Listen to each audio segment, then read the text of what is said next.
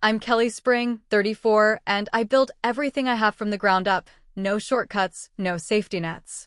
For years, I bent over backwards to keep peace in a marriage where I was the buffer between my daughter and the family that constantly crossed lines. But when my own mother-in-law slapped my child at her 7th birthday and my husband laughed, I made a decision that changed everything. Ever been disrespected by the very people you protected? If that hit home, share your story in the comments. You're not alone. Before I get into what really happened, drop where you're watching from. And if you've ever had to draw the line for good, hit like and subscribe for more true stories about standing tall when it matters most. What came next? Even I didn't see coming. I'm Kelly Spring. I'm 35, and for most of my adult life, I believed the best way to hold a family together was to keep the peace. Keep your voice soft, your tone even. Avoid escalation. Don't take things personally. That's how I was raised.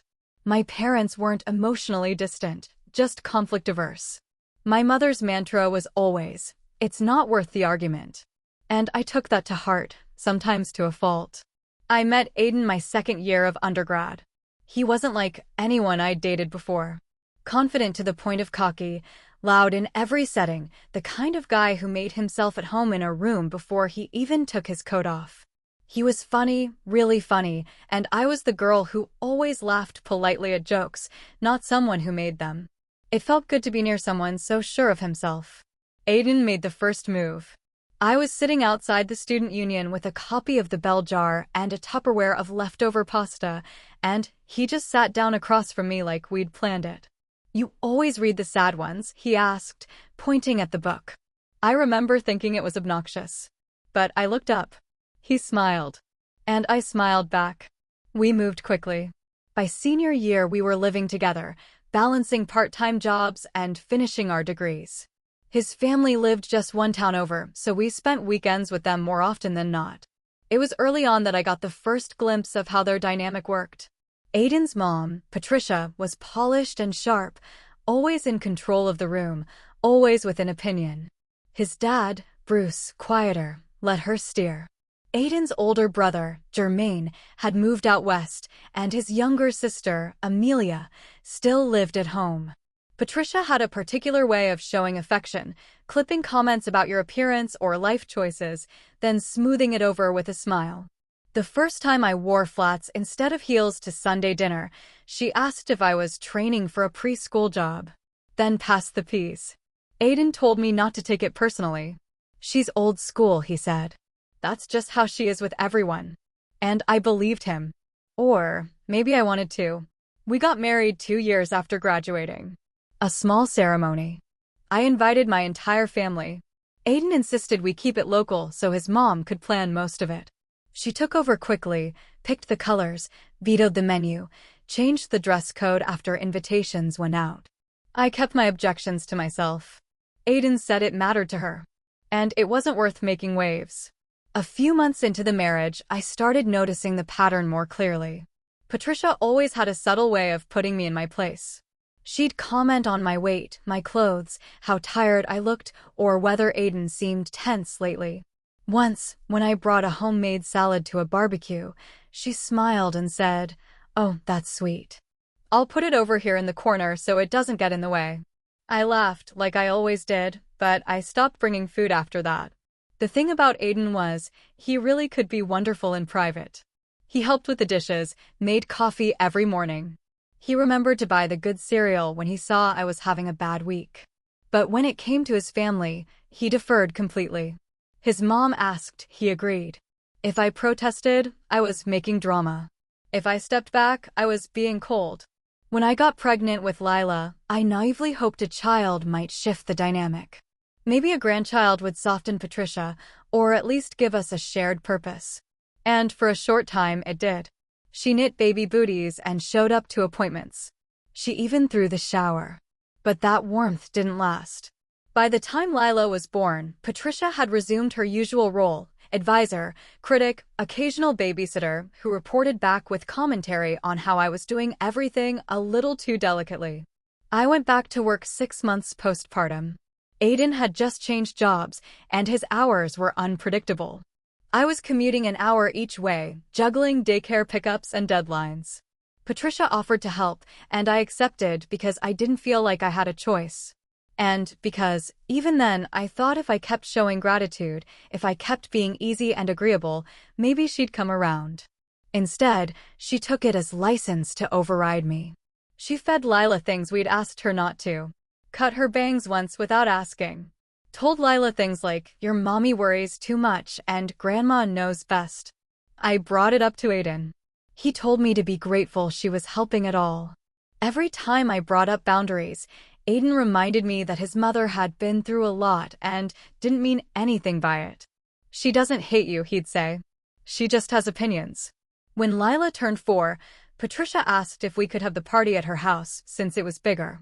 I said no, I wanted to host. She pouted. Aiden folded. We hosted at her house. Lila was overwhelmed the whole time. Patricia told her she was too sensitive. I bit my tongue again. It became a cycle. They'd overstep, I'd try to assert myself, Aiden would downplay it, and I'd be the one labeled as difficult. And I carried that role quietly, thinking if I just kept being agreeable, kept showing up, kept saying thank you, they might finally see me as part of the family instead of an intruder they tolerated. The truth is, I wanted Lila to have a big family. I wanted her to grow up with cousins and backyard birthdays and holiday tables full of people. And I thought that meant enduring the parts one didn't like, for her. I never wanted to be the mom who cut people off or made everything about control. So I stayed. I bit my tongue. I smoothed things over when Patricia made passive digs. I changed the subject when Bruce made weird jokes about how kids today don't get enough discipline. I kept Lila close during holidays and smiled for the photos. I baked things, cleaned up after dinners, and played the part one was supposed to. Because I thought that's what strong women do. They keep the family together. They absorb what they have to. They make it work. But the thing about absorbing everything is, eventually, it fills you. And one day, it spills over. I didn't know then how fast that day would come. Or how permanent the shift would be. But it started at Lila's 7th birthday. A day that was supposed to be about joy and cake and squeals of laughter. And ended with something I still replay more often than I want to admit. We hadn't even finished the party games before everything changed. At first, I didn't recognize them for what they were. Just little moments, brushed off as jokes or quirks, the kind of things people say without meaning anything by them. At least that's what I told myself. Lila was still in preschool the first time Patricia rolled her eyes mid-sentence. Lila had been describing some made-up game she'd invented involving invisible pets and magic hats. She was talking fast, excited, full of that breathless, 5-year-old energy. Patricia smiled, glanced at me, and said, "She never stops, does she?" Then turned to Lila and added, "You know, sometimes grown-ups need a little quiet." It was said lightly, with a smile. But Lila's shoulders dropped. And I saw something flicker behind her eyes, a confusion she didn't have words for yet. Aiden chuckled from the kitchen, completely oblivious. "She's just excited, Mom. Let her be." Patricia shrugged, but her tone had shifted. "Well, she's certainly not shy. Must get that from your side, Kelly." The first time she said something like that, I laughed politely. It felt safer than letting silence hang in the air. But it started happening more often. "She's fussy. She's clingy." That's not normal, is it? Always said with a layer of plausible deniability. Just a grandmother, sharing concerns. Just a woman who says what's on her mind. The comments never came when Aiden wasn't around. That was part of the pattern, too. She wanted an audience. When Lila had a meltdown in the car after a long day, crying because she didn't want to leave the park, Patricia turned from the front seat and said, "I'm telling you, she needs stricter rules. This emotional stuff? It's not cute anymore." Then she muttered, "She gets that from your side." That one stuck with me. Quiet but deliberate. I brought it up later. Aiden had just come out of the shower, toweling off his hair, and I asked him why he let her say those things about our daughter. "About me." He sighed. "It's not personal, Kelly. You know how she is. She just wants what's best." "No," I said. "She wants control. There's a difference." Aiden shook his head, walked past me toward the closet. "I don't think it's that deep. You're reading into everything lately." Because no one else is reading into it, I said. But by then, the conversation was over. He had already checked out. That's when I started keeping track. Not officially, no journal, no spreadsheet, but mentally. A quiet inventory. Every dig about Lila's behavior. Every undermining comment about my parenting. Every time she gave Lila candy right before dinner after I'd said no. Every time she interrupted me mid-sentence to rephrase something in her more polite tone. It added up. At one dinner, Lila spilled a bit of juice on her shirt. She was 6. It wasn't dramatic. Patricia made a face and said, "I don't know how you tolerate the mess." When my kids were her age, they'd never leave the house looking like that. I looked at Aiden. He didn't say a word. Just kept cutting his steak. I cleaned up Lila's shirt and said nothing. But in the car ride home, I asked again. Why does she talk about Lila like she's a problem? Aiden rubbed his eyes. You're tired. She wasn't attacking her. She likes things neat. She called our daughter messy. She called me tolerant like it's a flaw. He didn't argue. But he didn't defend us either. And that silence began to feel worse than the comments. At some point, Patricia stopped bothering with the light tone altogether. One afternoon, I picked Lila up from their house and Patricia handed me a sheet of paper. A list of recommendations. Structured nap time. Less screen time. Try using a firmer tone when correcting her. At the bottom, she'd written, "Children need rules, not negotiations." Underlined twice. I stood in her foyer reading it, trying to decide whether to laugh or scream. Aiden didn't even look at the list. She means well, he said, tossing it onto the kitchen counter like it was a grocery flyer. She's just trying to help. But the help always came with a layer of insult. Like the time Patricia told a group of her friends at brunch, "Kelly's a wonderful mom. Very gentle. Maybe too gentle." Then turned to me and winked. "You know I love you." It was never said to be helpful. It was said to keep me in a particular place. I started noticing the shift in Lila too. She didn't want to go over to their house as often. When we pulled into the driveway, she'd get quiet. Sometimes she'd ask, "Can you stay with me?" And I'd tell her, yes, of course I would. But Patricia would always say, "No need. Go run errands. She's fine here with us." And I would drive away, gripping the steering wheel harder than I needed to. I talked to Aiden again. Told him something felt off, that Lila didn't seem comfortable around them. He shrugged. "She's dramatic sometimes. She'll be fine. They love her." But love, I was starting to realize, wasn't enough. Not when it came without respect. At Christmas, it got worse. Lila unwrapped a gift from Bruce and Patricia, some educational toy, and Patricia said, loud enough for everyone to hear, "See? We don't just buy her junk like some people." Then looked directly at me. I smiled. That awful, practiced smile I'd learned to use when I didn't want to ruin the mood. After everyone left, I told Aiden it was unacceptable. That his mother had just insulted me, and it wasn't the first time. "You're overreacting," he said. Again. "It's not an attack. It's just her humor." "Then her humor is cruel," I snapped. "And if you can't see that, I don't know what to tell you." He didn't respond. Just walked into the bedroom and turned on the TV. The truth was, I'd been asking him to choose for years. Not in an ultimatum kind of way, but quietly. Repeatedly.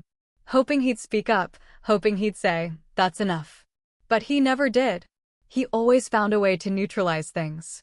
To flatten the emotion. To keep the peace, for himself. And slowly, I stopped asking.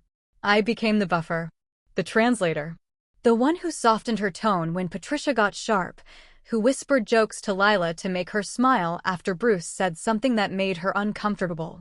The one who made sure no one left mad, even when I felt like screaming. But with every quiet compromise, something in me hardened. Not all at once, and not with fire, but with weight. The kind that settles into your bones and makes you feel older than you are. I started avoiding family dinners. Claimed work, headaches, errands. I kept Lila's routines tight and predictable. I made polite excuses when Patricia wanted to take her shopping or out for lunch. I said no more often. Not because I felt brave, but because I felt protective. Still, I didn't see it coming. The slap. The moment when it would all break wide open in front of everyone. when Patricia's quiet contempt would become something physical, something undeniable. All the warning signs were there. I just didn't believe she'd go that far. I didn't believe Aiden would let her. But I would soon learn that there's a point in every story where pretending you don't see the truth becomes more dangerous than facing it. And that moment was coming faster than I knew. Lila turned 7 in early spring. We'd had a long winter, too many gray days, too much time indoors, and she wanted something simple.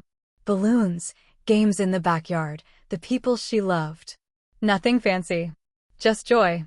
I kept the guest list short. A few cousins, 2 friends from school, Aiden's parents, his sister, and Bruce's brother's family. It was still too many people, if I'm honest. But I wanted her to feel celebrated. Aiden offered to set up the tables and chairs in the yard, but mostly he paced around, checking his phone between tasks. Patricia arrived 30 minutes early. She always did. She walked in like it was her party, brought her own punch bowl, bright red liquid and floating fruit, then started moving the serving dishes I'd already arranged. "This needs to be over here," she said, shifting my deviled eggs with her bare hands. "And where's the lighter for the candles? You always forget the little things." I was holding a tray of fruit skewers. I smiled, said nothing, and kept moving. Lila was dressed in a green sundress she'd picked out herself, hair braided, a sparkly headband. She kept running between the living room and the backyard, narrating everything she was seeing as if it were all brand new. "There's a rainbow in the sprinkler," she announced at one point, beaming. "Did you see it?" Patricia gave her a look like she'd just shouted in a library. "We hear you, sweetheart," she said, tight-lipped. "Maybe use your inside voice, okay? It's a little much." I saw Lila pause. Just for a second. Then she smiled again and said, "Okay, Grandma," and skipped off. I was in the kitchen when it happened. The cupcakes had just been delivered, 12, bright frosting, little candy stars. I was arranging them on the table when I heard the thud. Then the gasp. When I stepped outside, I saw the tray on the ground. Cupcakes smashed, some still rolling across the grass. Lila stood over them, frozen. Her hands were still in the air, like she wasn't sure what to do with them. And then Patricia was on her. Not yelling. Not scolding. Slapping. One sharp, deliberate swing. Full hand. Across the face. Lila stumbled back, not from the force, but from the shock. Her hand went to her cheek, instinctively, like she was trying to understand what had just happened. Patricia's voice was cold. "Trash raises trash," she said. Not loud. Just loud enough. I couldn't move. Aiden was standing 10 feet away. He saw it. He heard it. And he laughed. Not a laugh of surprise. Not a nervous chuckle. A real, sharp laugh, like he'd just watched someone slip on a banana peel. "She was being annoying," he said, shaking his head. "Honestly, I don't blame you."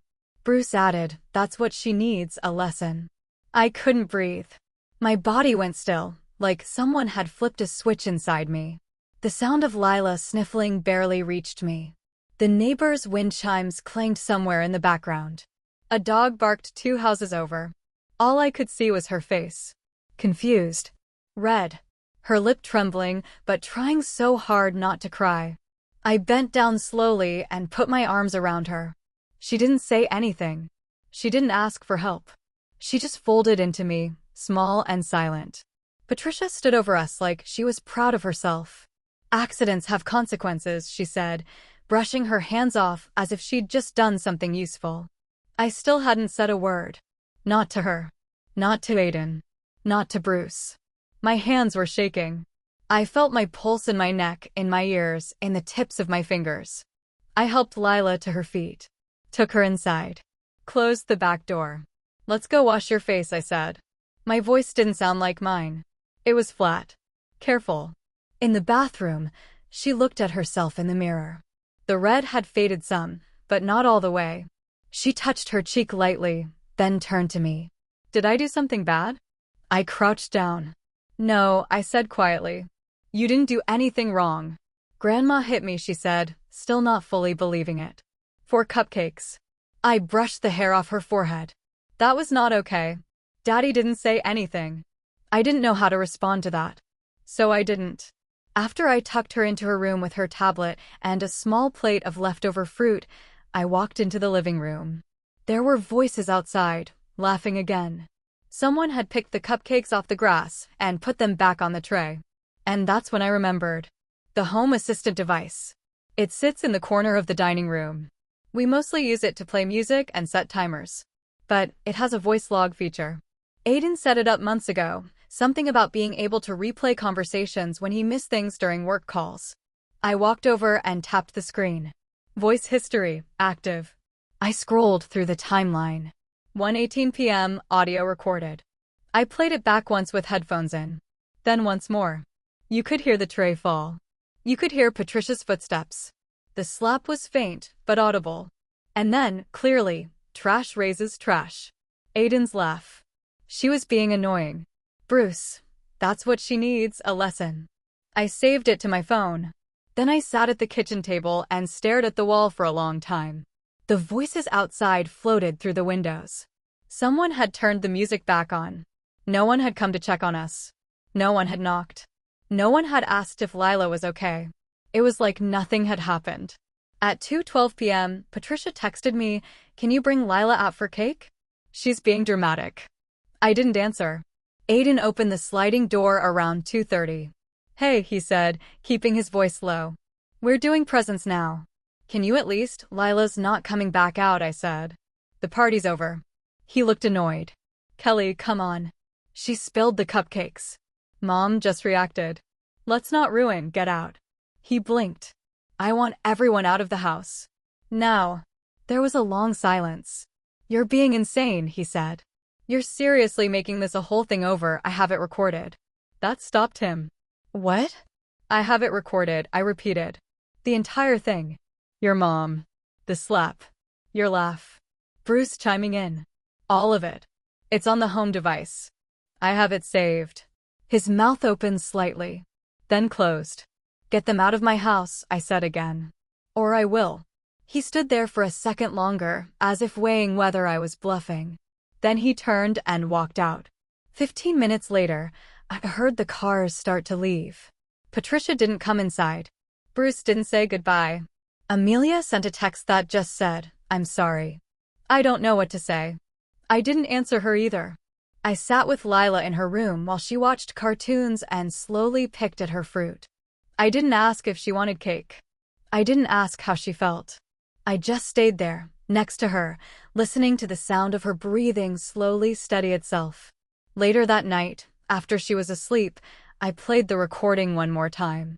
Not because I needed to hear it again, but because I needed to remind myself I wasn't crazy. That what happened had really happened. That my child had been struck in front of people who claimed to love her.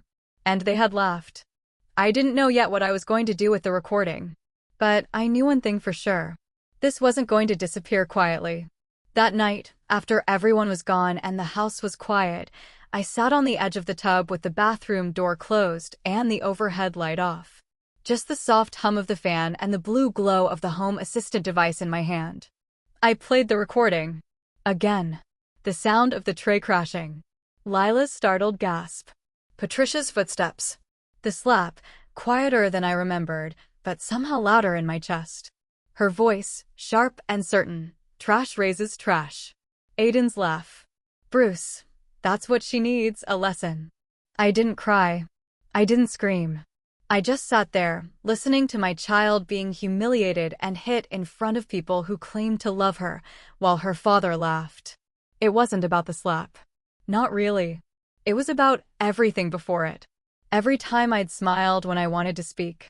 Every time I'd let a comment slide. Every joke I'd pretended not to hear. Every holiday I'd hosted so Patricia wouldn't feel excluded. Every time I'd told myself it was fine, that she meant well, that Aiden would say something eventually. I had trained myself to endure. I had built an entire version of motherhood around tolerance. And all it got my daughter was a red mark on her face and the sound of adults laughing while she stood there, stunned. I transferred the recording to my phone. Saved it twice, once in a locked folder, once to the cloud. I wasn't sure what I was going to do with it. But I knew I needed to keep it. The next morning, Lila woke up earlier than usual. She padded into the kitchen in her mismatched pajamas, hair a little tangled, one cheek still faintly flushed. "Is it still my birthday?" she asked, rubbing her eyes. "It is," I said softly. "Want pancakes?" She nodded. She didn't ask about the party. She didn't ask about Grandma or the presents or the cake we never cut. She just sat there, swinging her feet under the table, waiting for her breakfast like it was any other Sunday. And I realized she was trying to move on already. She was trying to make it disappear. Because that's what she'd seen me do for years. After breakfast, I texted my sister. We don't talk every day. She lives 2 states away, and we drifted in and out of closeness over the years. But I needed someone who knew me before all this. Someone who hadn't been in the backyard yesterday. I kept it short. Lila's party went badly. Something happened. "Can I call you later?" She replied immediately. "Of course." We talked that afternoon. I told her everything. Not just about the slap, but about all of it. The years of comments. The way Aiden always minimized it. The way I'd stopped asking for help, for protection, for basic respect. There was a long pause when I finished. Then she said, "I don't even know what to say. I'm angry for you. But mostly, I'm sad. You've been alone in this for so long." It hit me harder than I expected. That word, alone. Because that's exactly how it had felt. Not all at once, but slowly in degrees. First you stop speaking up.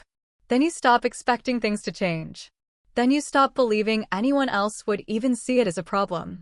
I asked her if I was overreacting. She said, "No. You're reacting exactly the right amount." Maybe for the first time. That night, Aiden came home late. He didn't ask how Lila was. He didn't say anything at first. Just dropped his keys in the bowl by the door and stood in the kitchen, arms folded, waiting. "I'm not going to apologize for Mom," he said finally. "I didn't ask you to. She lost her temper. She hit our daughter." He sighed, like this was a conversation we'd had 100 times already. "She didn't mean it." Lila was acting out. She knocked the whole tray over. "She's 7, Aiden." "She embarrassed your mom," he shot back. In front of everyone. I stared at him. "You're more concerned about your mother's embarrassment than your child's safety." She wasn't hurt. She froze. She didn't even know how to respond. "And you laughed." He didn't say anything to that. I opened the drawer, pulled out the home assistant device, and slid it across the counter. "Play it." He stared at it for a moment. Then pressed play. We listened together. All of it. The slap. The voice. The laugh. The remark. His voice laughing. He didn't meet my eyes afterward. Just turned away and muttered, "Okay, well, it sounds worse than it was." "No," I said. "It sounds exactly like it was." And then I said something I never thought I'd say out loud. "I want you out." His head snapped up. "What?" "I'm not doing this anymore. You let your mother put her hands on our child." You laughed. "You didn't say anything then." "You're still not really saying anything now. You're blowing this out of proportion." I stood there, arms folded, keeping my voice even. She could have tripped. She could have fallen. She could have panicked and run off. Anything could have happened. "She didn't," he said. "She's fine." "No," I said. "She's not. And neither am I." He looked at me for a long time, like he was trying to decide if I was bluffing. "You'd really throw away our whole marriage over this?" I said, "You already did." That night, he slept in the guest room. I locked our bedroom door for the first time in 7 years. The next day, I called a lawyer. I didn't tell Lila right away. I just kept her close. Made her lunch. Brushed her hair. Walked her to school even though it was raining and we were late. Every little thing felt like a tether I was desperately trying to reinforce. I started documenting everything. I took photos of the red mark, faint now, but still visible. I saved all the texts. I pulled the Home Assistant logs into a file with timestamps. I wasn't sure yet how far this would go, but I knew I couldn't unsee what I'd seen, or unhear what I'd heard. In the days that followed, Aiden tried to act normal. He cooked dinner once. Asked if I wanted to watch something on TV. Tried to touch my shoulder in passing. I flinched. We were done, and he knew it. But he still hadn't admitted it. Patricia didn't call. Didn't text. Not a single message asking how Lila was. Nothing. Which told me everything I needed to know about how she saw herself in this story. I wasn't planning revenge. I wasn't trying to destroy anyone. But I had finally stopped trying to protect the people who had never once protected me. Or my daughter. And that meant things were about to change. Quietly. Permanently. The next morning, I woke up before the sun. I didn't bother trying to go back to sleep. I lay there for a few minutes, listening to Lila's soft breathing from the monitor on my nightstand. Then I got up, opened the curtains, and turned on the coffee pot like it was any other day. But it wasn't. I took the file, the audio recording, from my phone and attached it to a message. No text. No explanation. Just the file. And I sent it to Aiden. He called 2 minutes later. I let it ring. He called again. Then again. I blocked the number. Then I forwarded the same file to his sister, Amelia. And to his aunt, his mom's sister, who had always kept a polite distance from the family drama, but had once told me at a birthday party, "You've got patience I could never manage." Then I took a deep breath and attached the file to one final email. This one with a subject line, "Incident Recording, March 18th. I addressed it to the HR director at his family's company, along with a short sentence. "Please be aware this recording involves a senior employee of your firm and may require internal review." Aiden worked under his father at their regional office supply company. Mid-sized, family-run, image-conscious.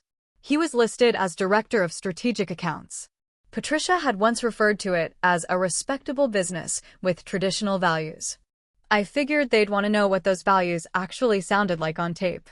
The fallout came fast. Amelia texted me within an hour. "What is going on? Did she really hit Lila? Why would you send that to people?" Then the aunt called. I didn't pick up. Her voicemail was short. "Kelly, honey, I don't know what happened, but this is huge. Please call me back." I didn't. At 10:43 a.m., Aiden showed up at the front door. I saw him through the peephole, face red, hair unbrushed, one shoe untied like he'd rushed out of the house. He banged hard. "Open the damn door." Lila was at school. Thank God. I didn't open it. He kept yelling. "You're destroying my life over a misunderstanding. That was my mother. Do you have any idea what you've done?" I stood on the other side of the door, calm. "You sent it to my boss? Are you insane? That's my job. My family. This is gonna blow everything up." I waited for him to stop shouting.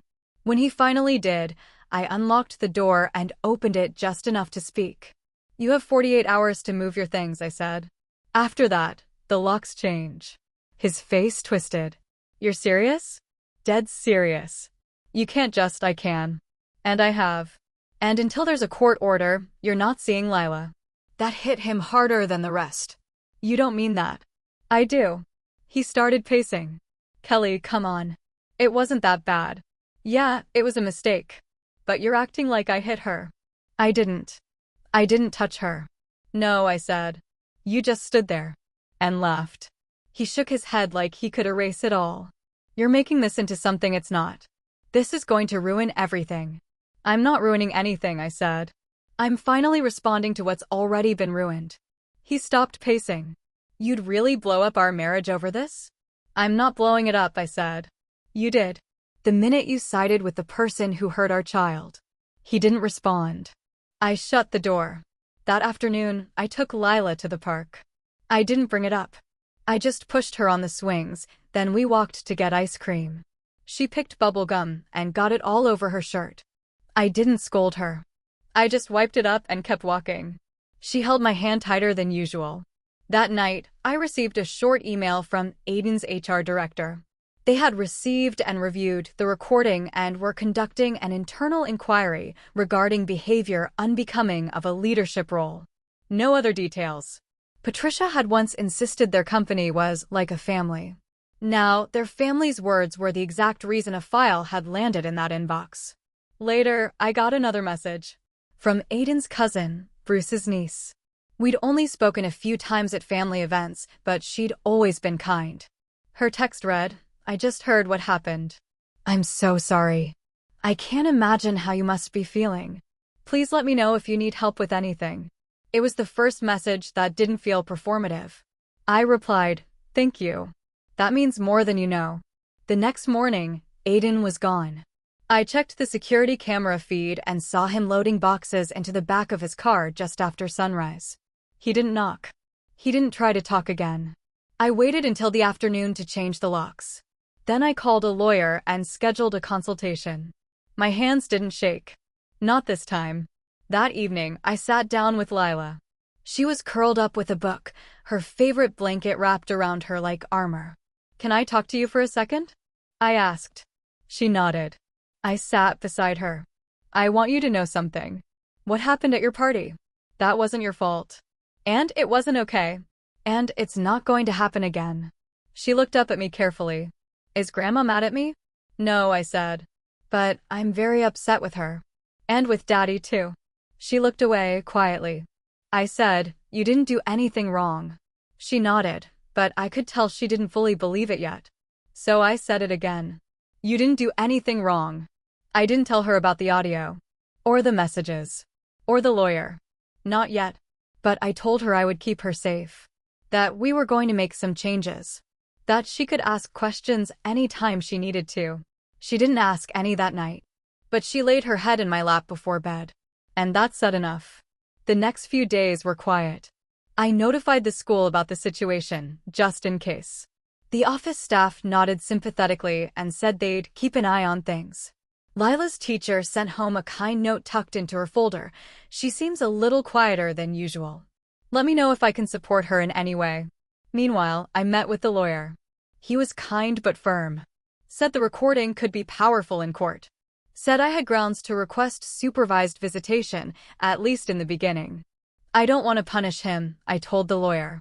"I just want her to feel safe." "That's a good place to start," he said. A week later, I received an email from Aiden. He wanted to talk. Said he was rethinking everything. That he never intended for things to go so far. There was no apology to Lila. No direct acknowledgement of what happened. Just damage control. I didn't respond. Instead, I sent my lawyer a copy of the message. Asked him to make it clear all communication should go through legal channels from now on. The thing about consequences is that they aren't always loud. They're not always slamming doors or courtroom drama. Sometimes they're just silence. Sometimes they're the absence of access. The slow closing of every door they thought would stay open. And once those doors shut, some of them never open again. They didn't go quietly. 2 days after Aiden moved out, I got a text from his mother. No apology, no admission. Just, "You're overreacting. This isn't healthy for Lila. Let's be adults." I didn't answer. 3 hours later, Aiden's father called. Left a voicemail saying, "I hope you understand what kind of damage you're doing to our family name. This affects more than just you. Don't be short-sighted." That one I saved. Forwarded it to my lawyer. The denial came fast and loud. They told anyone who would listen that the audio had been edited. That it was taken out of context. That Patricia had simply raised her hand to get Lila's attention and barely grazed her. Aiden told one of his friends that I was weaponizing motherhood to punish him. I found out through a mutual acquaintance that Bruce had offered to pay someone to clean up the online mess if anything leaked. But I didn't post it online. I never intended to. I didn't need to. The audio was already circulating. Quietly. Privately. Amelia forwarded it to a cousin to get her opinion. That cousin forwarded it to 2 more. And from there, it moved on its own. There's something about hearing a child get hit that changes the way people respond. No matter how loyal they were before. No matter how much they like to say things like, "She's just blunt," or, "That's how that generation talks." The slap was real. The voice was unmistakable. And Aiden's laugh? That sealed it. One by one, people started stepping back. First came the polite cancellations, dinner plans rescheduled, brunches postponed. Then came the distance. No comments on photos, no replies to texts. The social circle they'd curated for years, other business families, old neighbors, people from church, started to shift. Amelia texted me again, weeks later. "I'm not taking sides. But I don't know how to look at them the same way anymore." I keep hearing it in my head. The company Aiden and Bruce worked for issued a bland internal statement about values and pending personnel review. A month later, Aiden was transitioned into a consulting role, which I was told was a nice way of saying he'd been removed from client-facing responsibilities.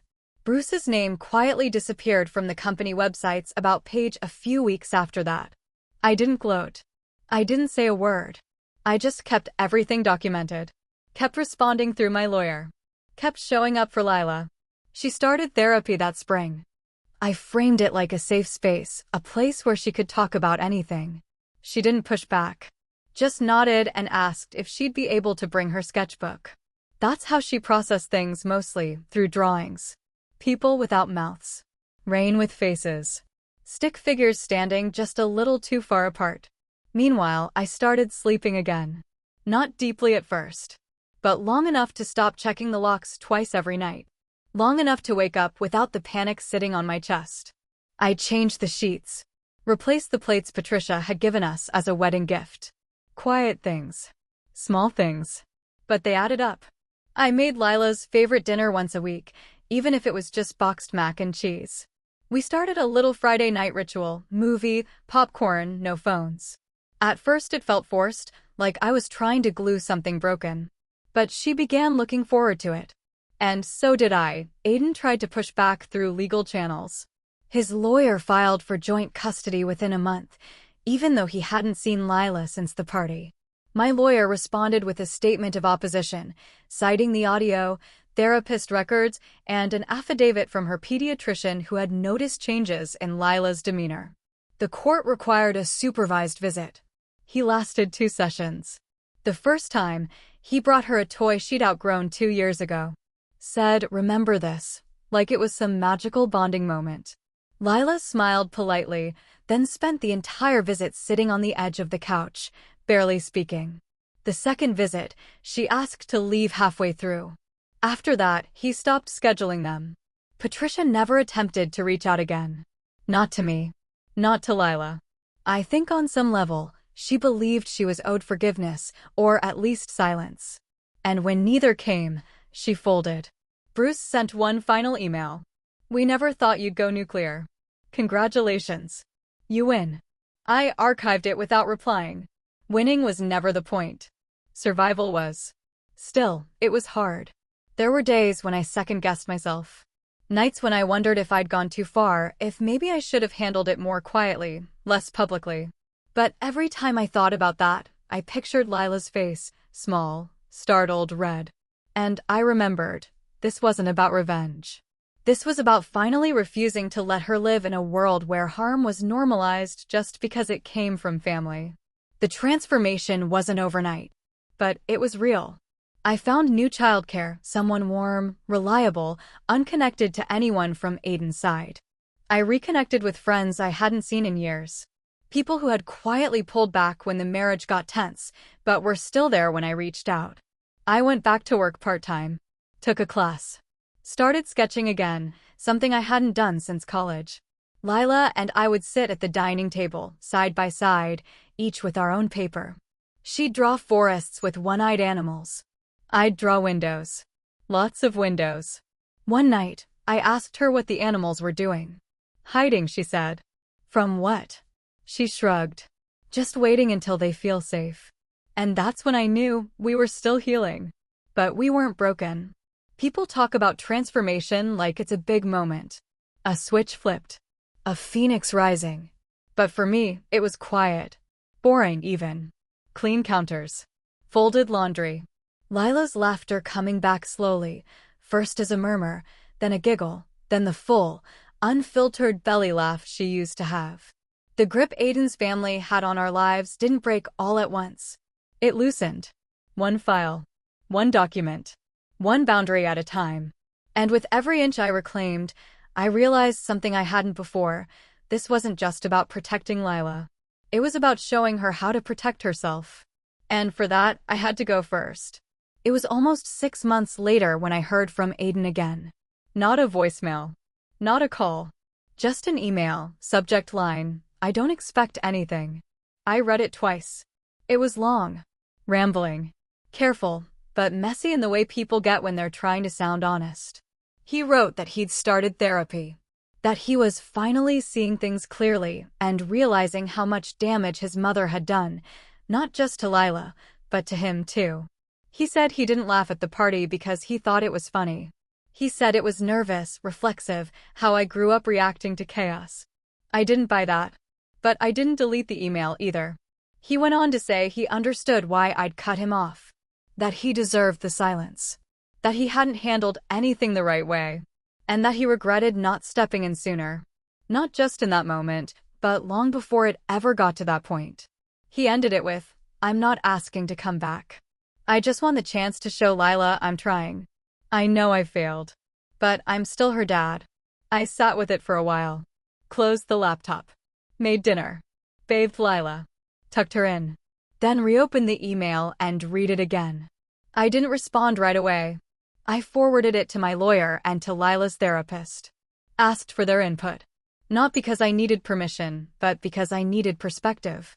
The therapist said, gently, that it was okay to wait. That Lila's stability came first. That if I chose to open that door, it should come with guardrails. So I emailed Aiden back. Short. Neutral.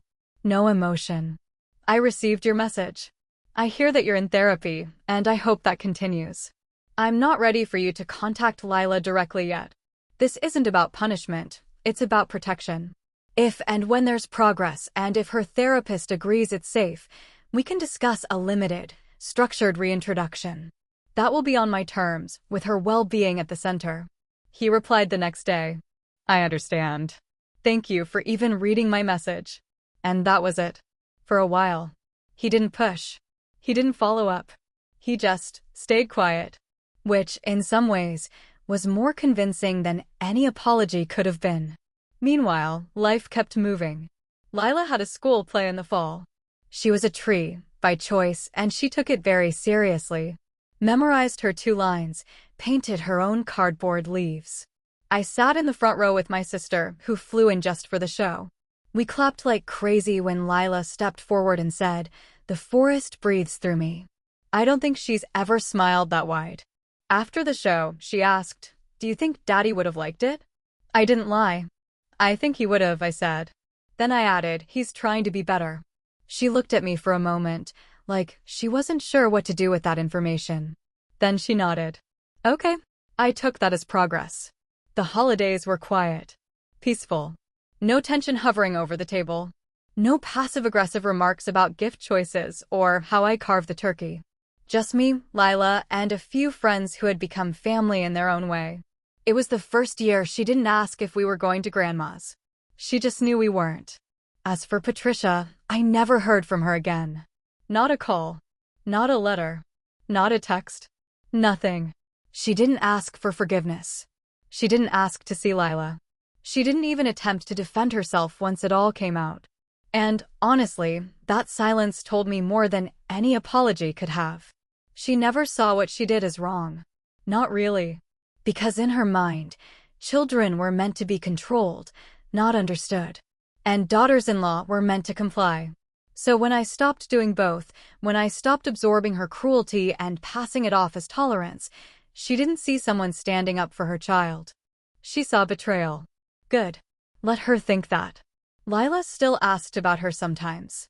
Usually in passing, did Grandma like this kind of ice cream, or did we ever watch this movie with them? I always answered calmly. Factually. Never with anger. I didn't need to poison the well. I just needed her to know she didn't have to drink from it. One afternoon, Lila came home with a worksheet from school. Draw a picture of your family. She drew us on a bench in the park. Her, me, and a dog we didn't have, but she wanted. Above it, she wrote, "My mom loves me and always makes me feel better." She handed it to me like it was nothing. I kept it in my bedside drawer. Another month passed. Then 2. Aiden sent another email, this time with a progress letter from his therapist. No dramatic language. No guilt-tripping. Just a simple summary of the work he'd been doing and a respectful request to revisit the idea of a short, supervised visit. I sat with it for a week. Then I brought it to Lila's therapist. We had a session, just the 2 of us, where I asked what it would look like. How to prepare Lila. What boundaries were non-negotiable. And finally, I asked Lila. Not in a leading way. Not with expectation. Just, would you want to see your dad for a little while? With me there. She thought about it. Not scared. Just thoughtful. Only if he's nice. He will be, I said. And if he isn't, we stop. You get to say no at any time. She nodded slowly. Okay. So we set it up. A short visit in a neutral space. Lila brought a coloring book. Aiden brought a small bouquet of sunflowers, her favorite. He didn't try to hug her. Didn't cry. Just sat beside her and asked what she'd been drawing lately. She answered in full sentences. Not warm, but not distant. When it was over, she looked at me and said, that was okay. Which, for now, was enough. Rebuilding trust isn't about a grand gesture. It's about consistency. It's about being the same version of yourself whether someone's watching or not. Aiden has a long way to go. I'm still not sure what role, if any, he'll have in her life. But I know the difference now between someone who's sorry because they're caught and someone who's sorry because they've changed. And I'll protect that line with everything I have. For her. For both of us. 2 years have passed. Lila turned 9 this spring. We spent her birthday at a quiet cabin up north, just the two of us, a small cake she helped bake, and a long walk through the woods where she insisted on identifying every bird by its call, even when she got most of them wrong. It didn't matter. She was proud. And happy. I took a photo of her standing on a fallen log, arms out, grinning, a smear of chocolate frosting still on her cheek. That photo says more about healing than any courtroom document or apology ever could. She's okay. Better than okay. And so am I. There's a stillness to life now that I didn't realize I'd been craving. Not silence, just the absence of tension. The absence of monitoring every room, every word, every sideways glance. I don't brace for passive-aggressive comments at dinner.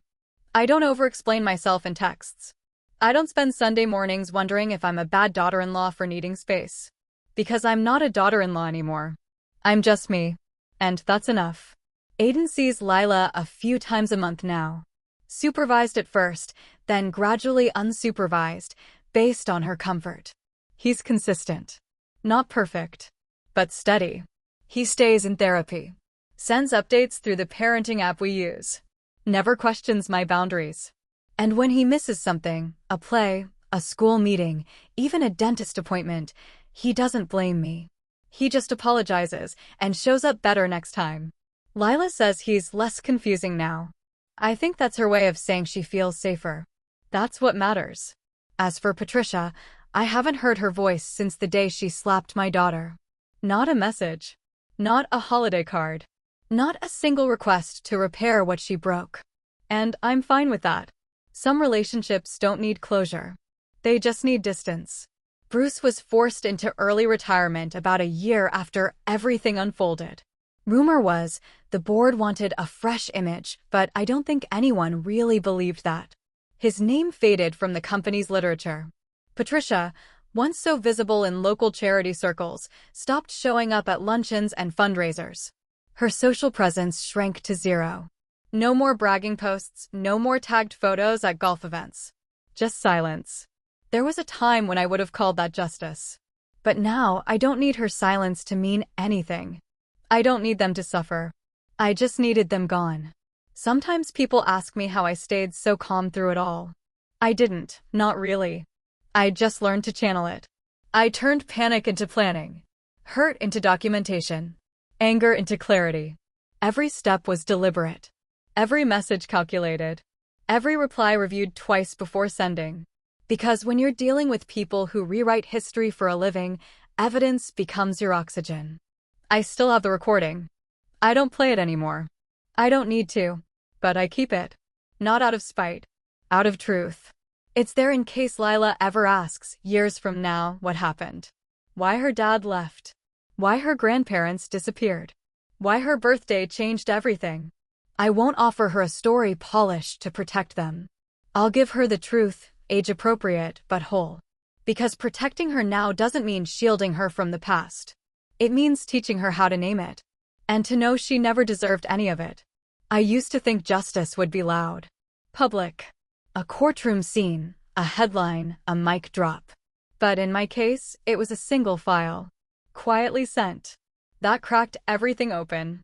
People underestimate what a woman can do when she finally stops explaining herself, and what she can build when she no longer has to apologize for protecting her child. I don't regret what I did. I don't regret the messages I sent, the silence I held, the door I didn't open. I protected my daughter. I broke the cycle. And I stopped calling abuse family. There's a photo on our fridge now, Lila holding the birthday cake we baked together, frosting crooked, candles bent. She wrote 9 in blue icing across the top. Misspelled it Neen. She thought it was hilarious. I did too. That's what her birthdays look like now. Simple. Quiet. Safe. It's the best thing I've ever given her. And I'd do it all again. Thanks for sticking with me through the story.